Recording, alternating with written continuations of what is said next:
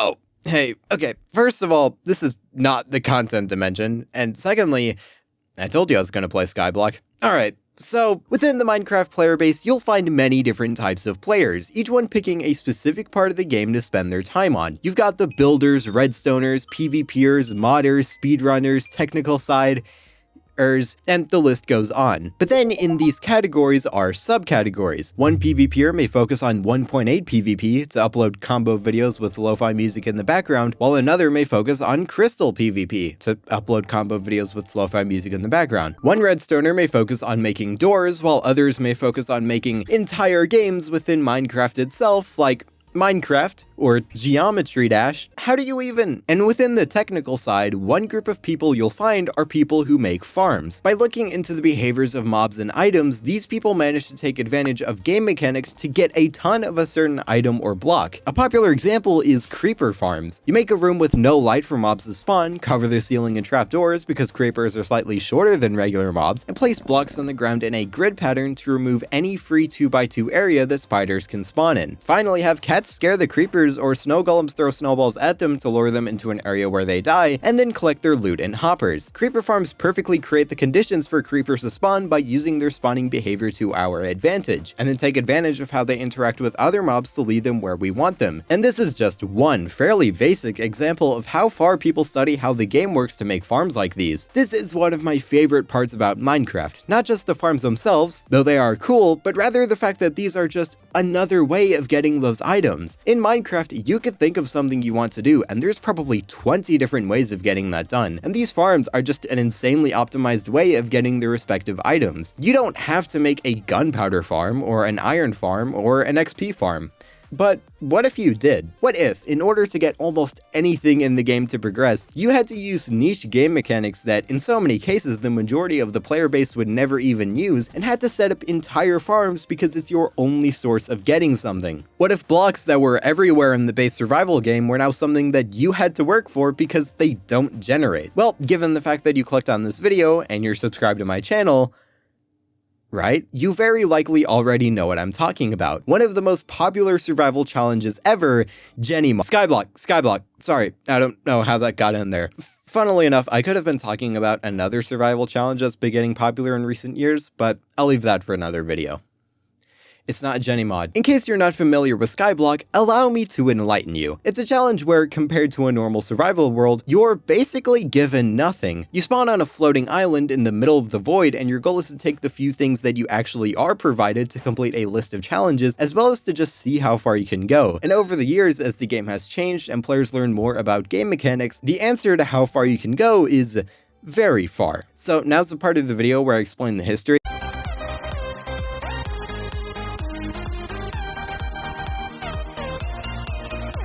Yo, look at my sick outfit. It's the 4th of September, 2011. Minecraft looks like this, and Mojang is working on a brand new update that adds a new hunger mechanic. Everyone loved it, don't worry. It's on this beautiful day that a user by the name of Noob Crew would post to the Minecraft forums a brand new survival challenge they called Skyblock. I don't get it. Now, when you try to download the map, either from the original forum post or from the website, there are 4 different versions of the map. 1.0 is a single small island, 1.1 is the same but with a bigger island, 2.0 is a small island with a second sand island off into the distance, which has obsidian that allows you to go to the nether to get birch saplings, and 2.1, which is the most popular version, is the same but with a bigger island. 1.0 and 1.1 make up for there being no sand by having sand within the main island itself, and in 2.0 and 2.1, the sand is its own island rather than being in the main island. The main reason why you'd want to play 2.0 or 2.1 is because of the obsidian to go to the nether, which you're not given in 1.0 and 1.1. Since 2.1 is the most popular version, and probably the most recognizable, that will be the version that I'll be focusing on in this video. So we've loaded into a new Skyblock world. What am I supposed to do? If you're playing Skyblock for the first time, especially if you've barely seen anything about it, I feel like the way that you start the game actually introduces you to what you should expect pretty well. It's instantly clear that everything that generates from biomes to structures, as well as most blocks in the game, just aren't here. And along with that, when you open the chest, you're given 2 items, ice and lava, that seemingly have nothing to do with each other, and it's not clear what you should do. I'm even more confused because my chest just had a can of Dr. Pepper. When you cut down the tree, progression is now up to our RNG since you might not get a sapling from the leaves, and you may need to completely restart your run if you don't get a sapling. Looking around shows you that you have almost nothing, and the tree shows you that what you do have is insanely valuable, and at any point you could lose something and never be able to get it back. But what does the ice and lava show you? Well, in Minecraft, when water and lava come in contact with each other, one of three things can happen. If lava flows above water, the water is turned into stone. If water comes in contact with a source block of lava, the lava is turned into obsidian. And if water comes in contact with a non-source block of lava, the lava is turned into cobblestone. This mechanic, which most players would probably never even use, where cobblestone is created with lava and water, is the basis of basically the entire playthrough. Sure, this could be used in a regular world, but here, it's your only option. This is why I started the video talking about when players use game mechanics to get items in different ways, because these alternative methods of doing things is what you'll be doing throughout your entire playthrough. After you've mined enough cobblestone,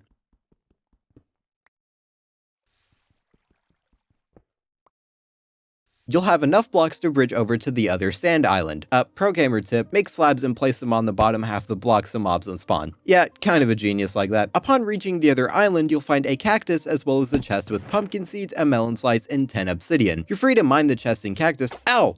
But do not start mining the sand. Sand is a block that's affected by gravity, so it shouldn't just be floating in the void. Once the game realizes that the sand is just chilling there in mid-air, the sand will start falling. Your best bet is to use water, not touching the sand, to get below to collect the sand when it falls by causing a block update. Alright, so returning to the main island, progression begins to branch out a little bit, as with your new items, you can do some pretty exciting stuff, like planting melons and convincing yourself that they're growing. Yeah, these are 4 farms. Getting a melon slice is entirely there to trick you into thinking that you should eat it in case you get hungry, so what you should do instead is to turn it into seeds, and now you can eat it in case you get hungry. At this point, you probably should expand your island, and you can either try to make everything look good, or just make a giant cobblestone platform. Regardless of what you choose though, you're gonna be doing this a lot. Yeah, unfortunately, the early game of Skyblock is pretty slow. None of your farms are really going to be outputting that much for a decent bit because you have to wait for one single cactus, melon, pumpkin, or whatever to grow before you can plant more. But enough waiting. Or, I guess, while we wait, what does the nether look like in Skyblock? Well, after deciding where you want your portal, it's time to light it, with the flint and steel you totally have. Alright, it's time to use game mechanics in weird ways again. So, you don't have a flint and steel, nor a fire charge, and Minecraft doesn't let you rub 2 sticks together, so how are we gonna light this thing? Well, it may not seem like we have any way of making a fire to light this thing, we've actually been using one this entire time. By picking up the lava from the cobblestone generator, and placing it around wooden planks that are right beside the portal, fire can spread onto the wood, specifically onto the side facing into the portal, causing the portal to be lit, and upon loading in, it's broken. This glitch doesn't really matter, don't worry. We spawn on a glowstone platform with mushrooms and a chest with another ice block, sugarcane, and a birch sapling. The ice block is there so you can make an infinite water source using the water from your cobblestone generator as well, and it's useful for the farms for the stuff that you got from the sand island. The sugarcane is there for like 2 challenges, and the birch sapling is there, I don't know, in case you get hungry. It's also part of a challenge because getting specifically 50 birch logs was super important to have in Skyblock. Mushrooms are also really only there for a challenge. I'm mentioning challenges a lot because after you visit the nether, challenges are really the only progression you're outright given by Skyblock. I mean, there are the farms that you can now make, which are also challenges. Alright, I guess I should just talk about the challenges fully then. Truthfully, they are pretty mundane. When the challenges were made in 2011, Minecraft was a very different game from what it is now, so the amount of stuff that you could do at the time, especially in Skyblock, was a lot less than what it is now. This is how challenges like crafting 10 stone buttons, 30 stone slabs, 10 signs, 20 ladders, 20 fences, 20 fence gates, 10 levers, 10 trapdoors, 10 stone pressure plates, 10 wooden pressure plates, and 20 cobblestone stairs come into existence. Not very creative, but some are, I guess. Like, after making all the farms, you need to make 10 jack-o'-lanterns and 10 snow golems, or specifically growing a red mushroom, but not a brown one, even though you need to do that anyways for one challenge because you have to make 10 mushrooms too. I honestly can't really blame Noob Crew for these challenges, as this was pretty much as far as you could go in vanilla Skyblock at the time. Make a lake and catch a fish, make a platform for mobs to spawn and get 10 ender pearls, make a place for passive mobs to spawn and use them for bookshelves, paintings, and wool. After completing these challenges, Skyblock is basically over. Well, sort of. I mentioned that Skyblock was made all the way back in 2011, and since then, Minecraft has changed a lot, and while the majority of updates hadn't really affected Skyblock that much, the more recent updates have completely changed what you're able to do here. So much so that with everything I've mentioned up to this point and gone over, we're just getting started. Let's go back to the nether. So one of the challenges Skyblock gives you is to obtain 5 gold ingots. The most straightforward way to do this is to just go into the nether and make a platform, similar to the challenge where you make one for mobs to spawn, but here it's for zombie pigmen. All you gotta do now is kill them for gold nuggets, which you turn into ingots. The end. But back in 2011, they wouldn't really do much for you in your Skyblock adventure other than being a challenge to beat. But today, it's the opposite. In the 1.16 Nether update, zombie pigmen were replaced with zombified piglins, who were essentially the exact same thing. But this was because another mob that you'll find that was added in this update are the piglins, pig human-like creatures that absolutely love gold, which is pretty convenient since we just so happen to know another mob that drops gold. Both of these mobs will luckily spawn all over the nether and are our ticket to taking Skyblock to absolutely insane levels, or at least part of it. But being reasonable, running around a cobblestone platform isn't really the most effective way of getting things done here, so let's change that. This gold farm design is from the channel Dr. Trog, who focuses on making Skyblock videos. Everyone say thank you, Dr. Trog! I can't hear you, I don't know why. This design uses 3 identical areas that are just multiple platforms for zombified piglins to spawn. How we get their gold is by attacking one, preferably by a bow, and this will cause all the zombified piglins to run to attack you. Luckily though, we have an area for them to fall into and for us to just kill them. Every time you kill some, more will spawn and get mad that you're attacking others, so they'll just keep coming towards you. Also, this is an insane XP farm, what the heck? After enough time, you would have collected a ton of gold. Now it's time to use one of the 2 main uses for gold that we have in Skyblock. We're gonna use this gold to barter with piglins, which involves handing an ingot over, them carefully inspecting it with all their gold wisdom, and then throwing back a random item. There's actually a lot of items that they can throw back, and each one can be pretty nice to get, but among the list of items I'll give you is one that we're only able to get from piglins here in Skyblock, which actually balances out how absolutely powerful of a block this is. I'm of course talking about gravel. That wasn't a joke. You see, one of the biggest limitations you'll face in Skyblock is your limited resources. There's only a certain amount of items you're given to deal with, but with most of them you'll be able to get more of it. However, one of them that so far has always been limited is dirt. If you lost a piece of dirt at the start of the game, it's gone forever, but not with gravel. By taking 2 gravel and combining it with 2 dirt, we're able to make 4 coarse dirt, which we're able to turn right back into regular dirt by tilling it or making it into a path block. By getting gravel from piglins, we're essentially just getting dirt. One of the biggest and most known limitations of Skyblock has now been overcome. But don't turn all your gravel into dirt just yet, because there's one more thing that we can do with this, and that's turning it into flint. Place it, break it, get flint. 10% of the time. But why would we want this? Yeah, we could make more arrows, but skeletons already drop arrows, and I can't think of any reason why a flint and steel would be super useful, so why is flint so useful? Flint is used in the crafting recipe for a fletching table, and if you know anything about this block, it's that while this currently doesn't have any interaction use, it is used for something very powerful. Let's head back to the overworld.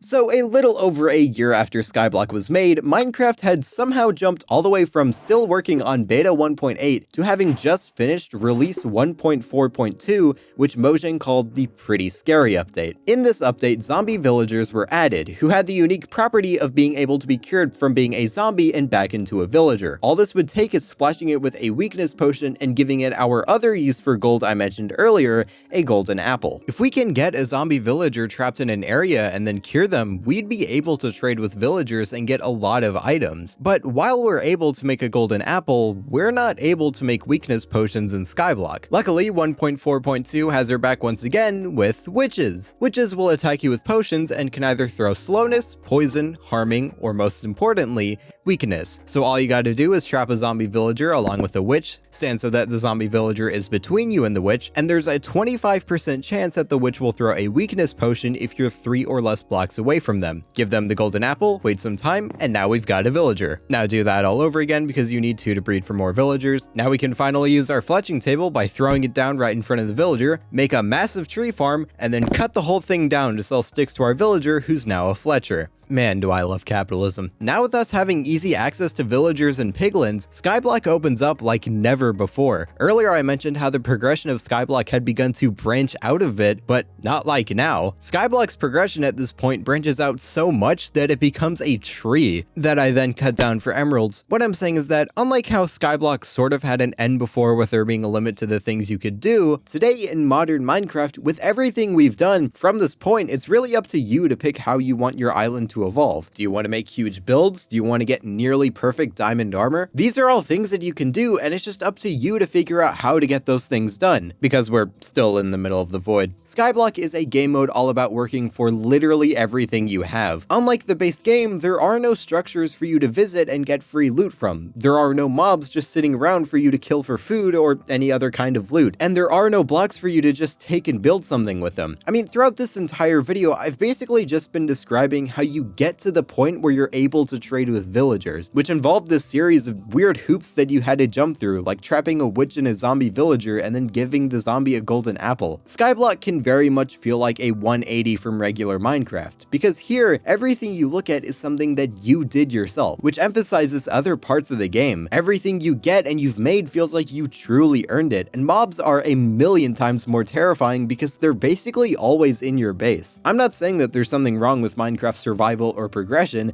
that's for other YouTubers to talk about. Minecraft is very clearly not a game about progression. I mean, the closest thing the game really gives you to show you what to do is something that you either have to intentionally look at or is something that appears every now and then when you just so happen to accomplish something.